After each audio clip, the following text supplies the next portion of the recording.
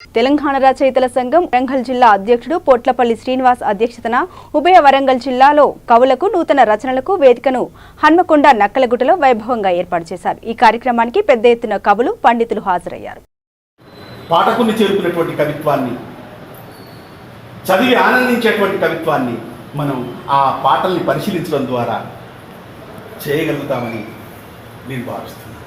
బహుశా ఆ పరిశీలన నుంచే నేను ఇవాళ మీతో మాట్లాడతాను. సాధారణ కనిపిస్తున్నటువంటి పరికరం అంటే కవిత్వాన్ని మనుషుల హృదయాలకి హత్తుకునేలా చేస్తున్నటువంటి పరికరం. ఉపమా అలంకారం. కాళిదాసుకు చాలా ఇష్టమైనటువంటి అలంకారం. అందుకు ఇక్కడ చూడండి, ఒక దాన్ని ఈ విధంగా వ్యక్తీకరించారు. ఒక పోయం ముమ్మరంగా ఎన్కౌంటర్ జరుగుతున్నప్పుడు దేవిప్రియ ఈ విధంగా వ్యక్తీకరించారు. ఇది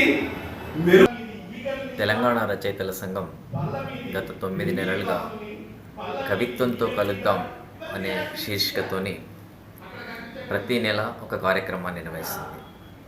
దీంట్లో ఉన్నటువంటి ముఖ్య ఉద్దేశం ఏంటంటే, కొత్తగా రాస్తున్నటువంటి కవులు, గత కాలంగా అనుభవంతో రాసినటువంటి కవుల యొక్క కవిత్వాన్ని వినడం, తద్వారా వాళ్ళ రచనలను కాస్త మెరుగుపరుచుకోవడం దీని యొక్క ఉద్దేశం.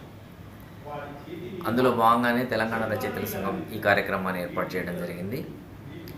ఆ కార్యక్రమంలో అంటే ఉదాహరణకి సీనియర్ రచయితలైనటువంటి వ్యక్తులను పిలవడం, వాళ్ళ ద్వారా అంతదాకా వాళ్ళ పుస్తకాలను కానీ వాళ్ళ గురించి కానీ తెలియనటువంటి జూనియర్స్కి కొంత అవగాహన వాళ్ళ పట్ల వీళ్ళ కలిగించడం, ఒక ఇంటరాక్షన్తో అంటే భావ వినిమయం, ఒకరి పట్ల వాళ్ళకి భావ వినిమయం జరిగి రాస్తున్నటువంటి కవితను ఎట్లా మెరుగుపరుచుకోవాలి, ఆ మెరుగైనటువంటి సాంస్కృతిక రాజధానిగా పెట్టింది పేరు.